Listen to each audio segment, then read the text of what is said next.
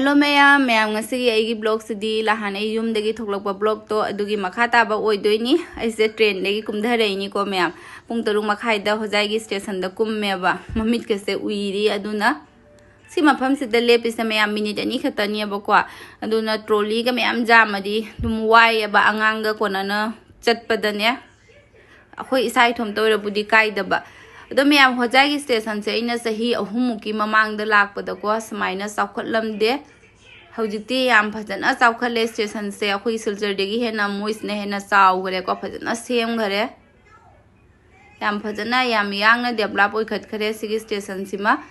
do dia papa se mayam diagi papa gi my friend do aduna lowba lae aduga moibani bike ta sakhare ko dia khobani ne station da dum lei hore gari lowba sakhare ba dia papa do ado dia se mayam aina station gi bathroom da pusalu ba sawini ko masia bathroom do motlina ko station gi na do motpa bathroom da ma se changhal na sauna peina leiri se jemu ma de khitang bathroom ga se lunan da ba ya de ba ko do gari do pore gari pora ga mu mapa da su sauna liri ni ma se bathroom nam thiba da changhal le bathroom ma motpa da ma mas na changhal le na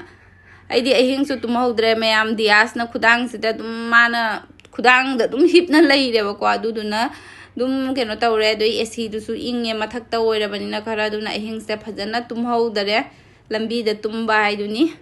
do diadi tum dhare mayam du aisu tum mure lambi da phajana ado aise tummi se angang sidi tension down duna tumme ko mayam aina tumba sina ne aina mu jam tum chana lei khraga di dia papa se mu isalla ne marak marak ta mami se pangthok po ngam da boy tawraga ne pangtho mangon da su wanga mini ma su drive tawri banina uira di problem oira kani dana ko ro jaure college se ayu pung mapan makhai adwai da thungare ko mayam hojai degi pung 3 khatang hela thoklai ni do college se ngan na labina mi su amau leiram mola papa re japi poro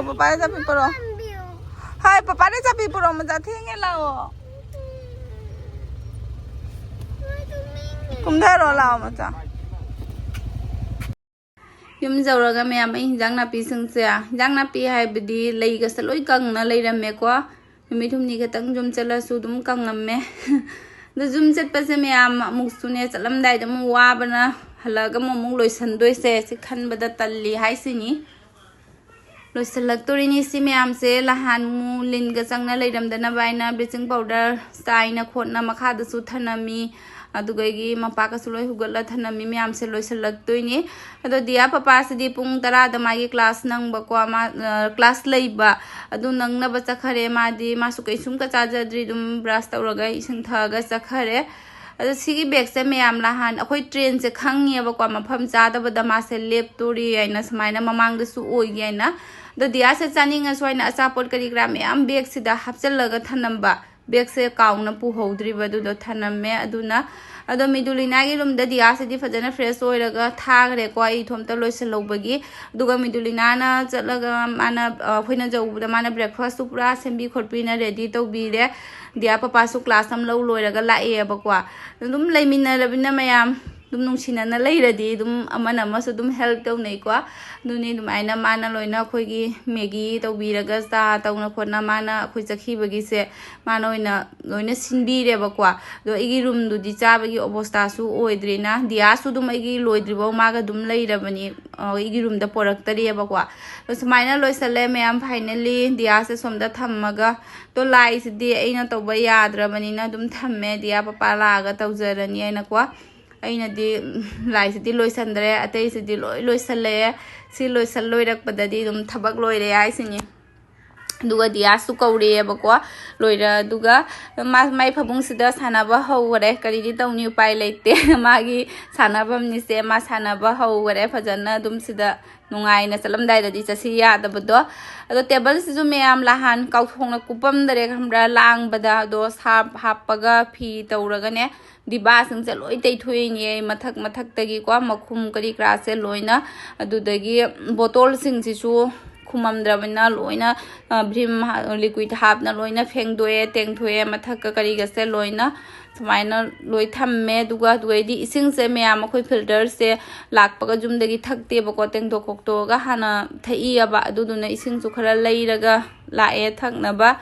dum si loirakpada dum filter do tiengaga happa dum jai heba ko ising sumaina leiraga puraga lai aduna lakpa kudingi tawise mama sendoka senjinga chakhum se chu dum sarp hapaga chakhum phi do tawraga dum teithue chakhum si di dum phajana thanamme si di aina lahan chalam daira phajana thanamma banina du dam teithokpagi mathau ta dare ko hum teithok hotoga insalla thamme phi su kupaga thanamina ko madi table se kupkane phi lothomaga ai kawri ne ba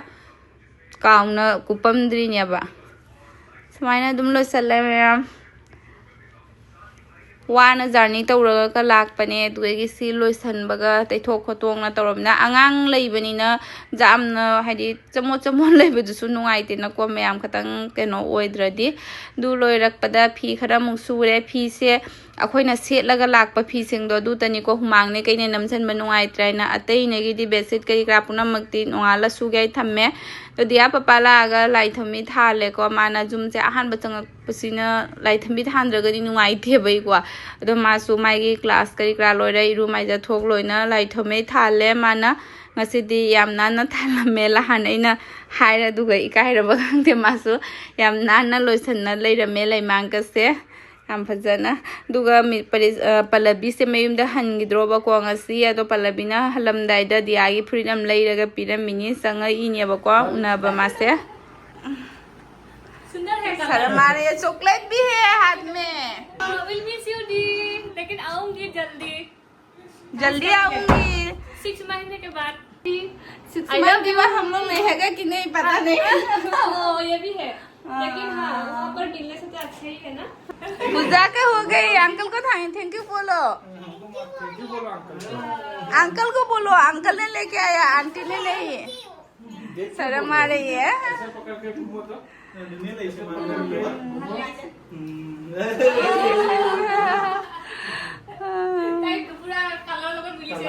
next time aunty आने से साथ में कोई लेके आएगा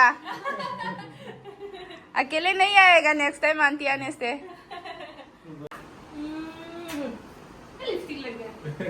गुवाहाटी आने से आना ठीक है। हाँ हाँ जल्दी सुनने तो वाले हैं एक महीने ब्लेसिंग कीजिएगा हाँ 1 महीने बाकी नहीं है ना 30 ओ 30 तो नेक्स्ट मंथ का ओ अच्छा अच्छा तो घर पे पूरा 1 महीने एंजॉय कर लेना ठीक से बाय बाय और गाड़ी उस साइड पे है ना bye bye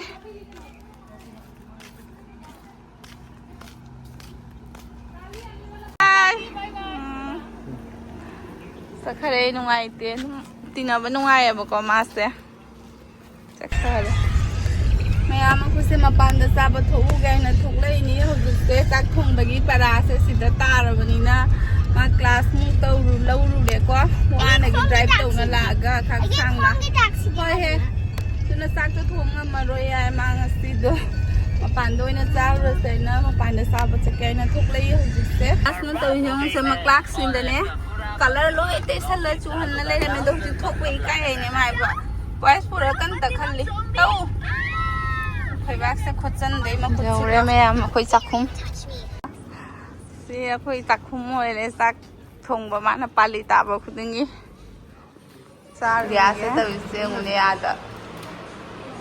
thali le ram ngani da tum thali pi hai ko mobile ama mapana si wana la bani jen dera sano khoi thabak suri ngai da ina magi 1 plus se jen hanna thamgare ba mangonda ado man nuai hre wakhal se chabu ga sang dre ma ko sida yes kare me amai ngarang su song jum da chatpa ko da sangom ta su phada thaksal le andagi ngarang su taning de bo pani ngarang su journey lang pani na sa ba thak ko thong ram nai de ba ko aduna ke sun chaning dre me am yes kai sa he nung nuai dre ai han bada sign do bo mani ai mai su ke mun phadoi no ba se hidak pi cha tra ga hidak pi ko lo si de cha ba ho pot ning mana mariang chala khang ba mai oi ni phat nan na da wi ni na mai ta ta kari mi phat man de na taw ine ke do bagi ni phat ta wai ma mai ta ko ta ba ai na kari phat ta ba taw ri ba ai khang de ꯅꯪꯁꯦ ꯅꯪ ꯅꯃꯥꯏ ꯈꯔ ꯅꯥꯜꯂꯦꯅ ꯑꯐꯧ ꯁꯥꯔꯤꯅꯤ ꯅꯠꯇ꯭ꯔꯥ ꯌꯥꯔꯦ ꯏꯕꯨꯡꯉꯣ ꯃꯇꯝ ꯂꯥꯛꯈꯤꯅꯤ ꯃꯥꯒꯤ ꯁꯨꯃꯥꯏꯁꯦ ꯑꯩꯉꯣꯟꯗ ꯑꯩꯒꯤ ꯈꯔ ꯎꯔꯤꯡ ꯊꯣꯛꯂꯛꯄꯁꯦ ꯑꯐꯧ ꯁꯥꯔꯦ ꯃꯇꯝ ꯂꯥꯛꯈꯤꯅꯤ ꯑꯩꯁꯨ ꯅꯣꯡꯇ ꯊꯨꯡꯖꯔꯝꯗꯦ ꯁꯨꯃꯥꯏꯅ ꯍꯟꯗꯛꯇꯅꯤ ꯑꯗꯨ ꯐꯠꯂꯛꯇꯅ ꯇꯧꯋꯤ ꯆꯨꯝꯕ꯭ꯔꯥ ꯃꯌꯥꯝ ꯍꯥꯏꯁꯦ ꯍꯦꯟꯃꯟꯗ꯭ꯔꯣ ꯃꯥꯒꯤꯁꯦ ꯖꯣꯟꯖꯤꯔꯥ ꯃꯍꯤꯔ ꯀꯩꯅꯣ ꯈꯪꯗꯦꯕꯁꯦ ꯄꯤꯔꯦ ꯗꯤꯌꯥꯁꯅ ꯂꯥꯛꯃꯨꯁꯤ ꯄꯤꯊꯛꯄꯗ ꯍꯥꯏꯕ ꯃꯣꯏ ꯍꯣꯇꯦꯜꯗ ꯁꯔꯕꯨꯠ ꯅꯩꯕ ꯍꯩꯇ꯭ꯔꯤꯌꯦ ꯌꯥ ꯊꯛꯀꯦꯔꯥ ꯃꯣꯏ ꯂꯥꯛꯃꯨꯅ ꯁꯔꯕꯨꯠ ꯅꯩꯕ ꯍꯩꯇꯦ ꯑꯗꯣ ꯄꯤꯔꯦ ꯁꯔꯕꯨꯠꯇꯣ ꯖꯨꯁ ꯊꯛꯅꯤꯡꯕ꯭ꯔꯥ ꯅꯪ ꯍꯧꯖꯤꯛ ꯃꯣꯏ ꯍꯣꯇꯦꯜꯁꯦ ꯂꯦꯕꯨ ꯅꯩꯕ ꯍꯩꯇꯦ ꯍꯥꯎꯕ꯭ꯔꯣ ꯊꯛꯑꯣ ꯊꯛꯑꯣ ꯂꯥ ꯃꯃꯥꯏꯁꯨ ꯊꯛꯑꯣꯅ ꯃꯃꯥ ꯊꯛꯑꯣꯏ ꯂꯥ ꯑꯁꯦ ꯊꯔꯝꯃꯣ ꯀꯨꯁꯟꯗ ꯊꯔꯝꯃꯣ ꯍꯥ ꯃꯃꯥ ꯊꯛꯑꯣꯏ ꯂꯥ ꯍꯥꯎ ꯅꯪ ꯑꯌꯤꯡꯕ ꯊꯛꯎ ꯑꯌꯤꯡꯕꯅꯤ ꯊꯛꯑꯔꯣꯏ ꯂꯦꯞꯄ ꯊꯛ ꯇꯥꯏꯅ ꯅꯪꯗꯤ ꯃꯣꯕꯥꯏꯜ ꯄꯥꯏꯔꯕꯅꯤꯅ ꯐꯝꯐꯝ ꯂꯩꯇ꯭ꯔꯦ ꯍꯥꯎꯕ꯭ꯔꯣ ꯄꯣꯂꯥꯡꯁꯤꯗ ꯇꯥꯔꯤ ꯁꯥꯏꯁꯤꯒ ꯑꯩ ꯀꯣꯛ ꯉꯥꯎꯔꯦꯀꯣ ꯂꯥꯛꯑꯦ ꯃꯌꯥꯝ ꯃꯣꯏ ꯊꯥꯂꯤꯁꯦ ꯃꯣꯏ ꯃꯊꯦꯜꯁꯦ ꯑꯌꯥꯝꯕꯇꯅꯤꯀꯣ ꯑꯃꯠꯇꯗꯤ ꯍꯥꯎꯇꯦ ꯑꯩꯈꯣꯏꯅ ꯍꯩꯅꯗ ꯇꯧꯔꯤꯔꯥ ꯈꯪꯗꯦꯀꯣ ꯑꯃꯠꯇꯗꯤ ꯍꯥꯎꯔꯣꯏꯁꯤ ꯃꯣꯏ ꯀꯔꯤ ꯀꯔꯤ ꯑꯆꯥꯔ ꯃꯌꯥꯝꯅꯤ ꯃꯣꯏꯒꯤ ꯆꯠꯅꯤ ꯃꯌꯥꯝꯅꯤ ꯑꯩꯈꯣꯏꯅꯗꯤ ꯌꯥꯝ ꯍꯩꯅꯗꯦꯕ ꯀꯩꯁꯨ ꯃꯣꯏꯒꯤꯁꯦ ꯁꯤꯁꯇ ꯃꯌꯥꯝ ꯃꯣꯏꯒꯤ ꯎꯇꯤꯅꯤꯀꯣ ꯑꯩꯈꯣꯏ ꯎꯇꯤꯗꯣ ꯁꯒꯣꯜ ꯍꯋꯥꯏꯗꯣ ꯃꯣꯏꯁꯤꯒꯗꯤ ꯃꯥꯟꯅꯗ꯭ꯔꯦ ꯑꯩꯈꯣꯏ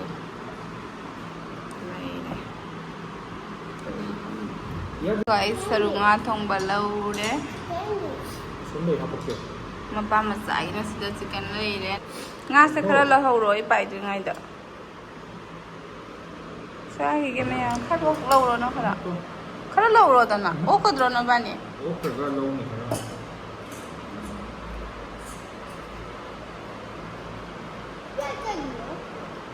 ꯀꯩ ꯍꯋꯥꯏ ꯇꯣꯠꯄꯤꯔꯤꯅꯣ ꯆꯤꯛꯀꯟꯗꯣ ꯇꯣꯠꯄꯤꯗꯗꯅ ꯑꯍꯥꯟꯕ ꯍꯋꯥꯏ ꯆꯥꯗ꯭ꯔꯤꯉꯩ ꯆꯥꯊꯣꯛ ꯃꯆꯥ ꯍꯋꯥꯏꯗꯣ ꯍꯥꯟꯅ ꯄꯄꯥ ꯍꯋꯥꯏ ꯍꯥꯟꯅ ꯆꯥꯋꯥꯏ ꯃꯥꯜꯂꯦ ꯅꯪ ꯂꯥꯛꯏ ꯃꯣꯏꯁꯤꯗ ꯌꯥꯝꯅ ꯕꯣꯔꯥꯒꯁꯨ ꯂꯥꯛꯏ ꯁꯤꯅ ꯀꯔꯤ ꯄꯇꯥ ꯃꯥꯜꯂꯦ ꯁꯤꯅ ꯃꯥꯏꯔꯦꯟ ꯕꯣꯡ ꯕꯣꯡ ꯁꯥꯏꯀꯣ ꯃꯣꯏꯒꯤꯁꯦ ꯃꯄꯥ ꯃꯆꯥꯁꯦ ꯐꯖꯅ ꯇꯦꯡꯅ ꯆꯥꯈ꯭ꯔꯦ ꯍꯥꯎꯔ ꯃꯥꯜꯂꯦ ꯌꯥꯝꯅ ꯑꯃꯁꯨ ꯂꯣꯏ ꯆꯥꯊꯣꯛꯈ꯭ꯔꯦ ꯃꯥꯒꯤꯁꯦ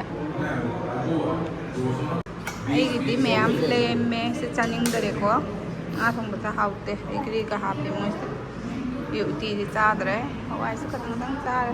ꯍꯥꯎꯇꯦ ꯑꯩꯒꯤ ꯆꯥꯕ ꯂꯣꯏꯅ ꯊꯣꯛꯂꯦ ꯃꯌꯥꯝ ꯃꯄꯥꯟꯗ ꯅꯨꯡꯁꯥ ꯈꯨꯠꯁꯥ ꯑꯃꯅꯦ